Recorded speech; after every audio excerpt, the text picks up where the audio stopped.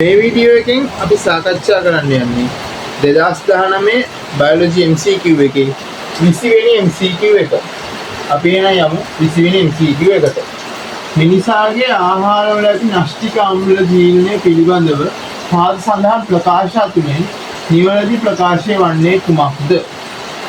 එතන මේ ප්‍රශ්නේ අපිට අහලා තියෙන්නේ මේ ආහාරවල න්‍යෂ්ටික අම්ල ජීර්ණය පිළිබඳව. පළවෙනි උත්තරේ විදිහට අපි දීලා තියෙනවා ඒ ආමාශයේදී ආරම්භ වේ. දෙවෙනි උත්තරේ විදිහට දීලා තියෙනවා නියුක්ලියෝටයිඩේස් මගින් DNA නියුක්ලියෝටයිඩ් බවට බෙදෙනු ලැබේ.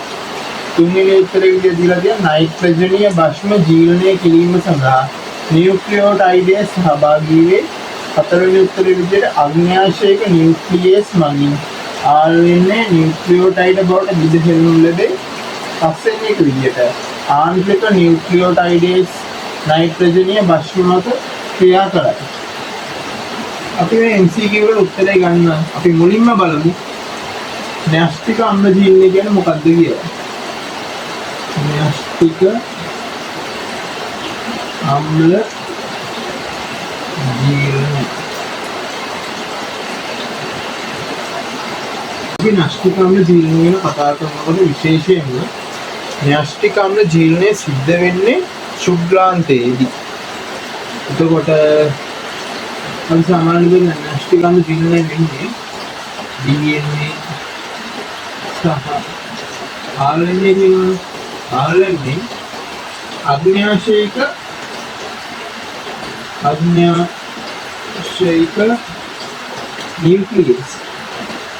අග්න්‍යාශයක නියුක්ලියස් අග්න්‍යාශයක නියුක්ලියස් මගින් නියුක්ලියෝටයිඩ් බවට කැඩෙනවා. නියුක්ලියෝටයිඩ් බවට කැඩෙනවා. ඒක පැහැදිලි. ඊළඟ මේ නියුක්ලියෝටයිඩ් තියෙන්නේ. මේ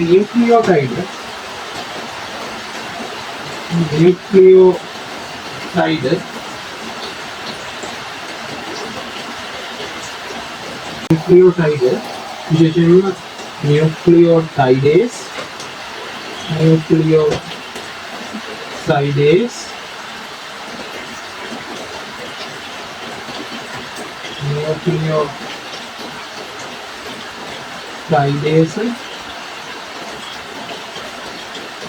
ෆොස්ෆොරේස් මගින් සාමාන්‍ය නියුක්ලියෝටයිඩ් හැදලා තියෙනවා නේද? නයිට්‍රජනීය භස්ම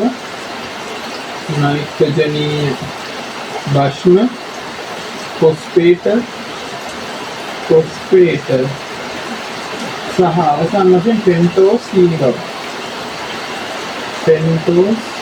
C බවට කැඩෙනවා. එතකොට මේක තමයි සරලවම න්‍යෂ්ටික අම්ල ජීර්ණය සිද්ධ වෙන්නේ. මේක තව ශුද්ධාන්තයේ තමයි ප්‍රධාන වශයෙන් සිද්ධ වෙන්නේ. එතකොට මේකේ අපිට සරල බලන්න DNA සහ RNA අග්න්‍යාශයක නියුක්ලියස් මගින් නියුක්ලියෝටයිඩ් බවට බිඳ බලන්න. නියුක්ලියෝටයිඩේස් ෆොස්ෆොටේස් මගින් නයිට්‍රජනීය භස්ම ෆොස්ෆේට පෙන්ටෝස් බවට බිඳ ලබනවා. මේක තමයි සරලවම න්‍යෂ්ටික අම්ල ජීර්ණය සිද්ධ වන ආකාරය. එහෙනම් අපි දැන් යමු MCQ එකට. මිනිසාගේ ආහාරවල න්‍යෂ්ටික අම්ල ජීර්ණය පිළිබඳ පහත් සඳහන් ප්‍රකාශ තුළ නිවැරදි වන්නේ කුමක්ද? පළවෙනි එක දීලා තියෙනවා. එය ආමාශයේදී ආරම්භ වේ. වැරදි. කොහෙද ආරම්භ වෙන්නේ? ශුද්ධාන්තයේ තමයි මේක ආරම්භ වෙන්නේ. අපි දෙවෙනි එක බලමු. නියුක්ලියෝටයිඩේස් මගින් DNA නියුක්ලියෝටයිඩ් බවට බෙදෙනු ලැබේ. නියුක්ලියෝටයිඩේස් මුලින්ම කිව්වා DNA ආග්න්‍යාශයක නියුක්ලියස් මගින් තමයි නියුක්ලියෝටයිඩ් බවට බෙදෙනු ලබන්නේ. නියුක්ලියෝටයිඩ් තමයි නියුක්ලියෝටයිඩේස් මගින් නයිට්‍රජනීය භස්ම ෆොස්ෆේට කාණ්ඩ පෙන්ටෝස් බවට බෙදෙනු ලබන්නේ. එතකොට නියුක්ලියෝටයිඩේස් කියන හින්දා වැරදි. මේ කියන හින්දා ඒ දෙවෙනි උත්තරෙත් අපිට වැරදි උත්තරයක් විදිහට හත් ගන්න පුළුවන්. තුන්වෙනි උත්තරයට යන්න. නයිට්‍රජනීය භස්ම ජීර්ණය කිරීම සඳහා නියුක්ලියෝටයිඩේස් සහභාගී වේ. නයිට්‍රජනීය භස්ම ජීර්ණය කිරීම සඳහා නියුක්ලියෝටයිඩේස් වැරදි. නියුක්ලියෝටයිඩ් ජීර්ණය සඳහා තමයි නියුක්ලියෝටයිඩේස් භාවිතා වෙන්නේ. එතකොට නයිට්‍රජනීය භස්ම තමයි මේ නියුක්ලියෝටයිඩ ජීර්ණය වෙලා තමයි නයිට්‍රජනීය භස්ම හැදෙන්නේ. එතකොට නයිට්‍රජනීය භස්ම කියන වාක්‍ය කියන එක අපිට ඒ වාක්‍ය වැරදි වාක්‍යයක් විදිහට ගන්න පුළුවන්. මොකද නියුක්ලියෝටයිඩේස් මගින් කරන්නේ නියුක්ලියෝටයිඩ නයිට්‍රජනීය භස්ම ෆොස්ෆේට් කාණ්ඩ පෙන්ටෝසීන් වල පරිවර්තනය කරනවා. එහෙනම් අපිට තුන්වෙනි වාක්‍යයක් වැරදි කියලා ගන්න පුළුවන්. අපි හතරවෙනි වාක්‍යය අග්න්‍යාශයක නියුක්ලියස් මගින් RNA නියුක්ලියෝටයිඩ බවට බිඳහනු ලැබේ. හරියටම හරි. මම මේ වැරදි කළානේ. DNA සහ RNA අග්න්‍යාශයක නියුක්ලියස් මගින් නියුක්ලියෝටයිඩ බවට බිඳහනු ලබනවා. එහෙනම් අපිට හරි උත්තරේ විදියට හතරවෙනි උත්තරේ ගන්න පුළුවන්. අපි පස්වෙනි උත්තරේ ටික ආන්ත්‍රික නියුක්ලියෝටයිඩේස්. වැරදි ආන්ත්‍රික නියුක්ලියෝටයිඩේස් මගින් නයිට්‍රජනීය භස්ම මත ක්‍රියා කරයි. වැරදීනේ.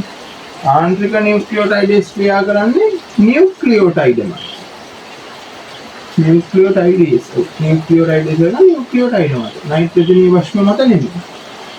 එහෙනම් පස්වෙනි උත්තරේ වැරදි උත්තරයක් විදිහට අහක් ගන්න පුළුවන්.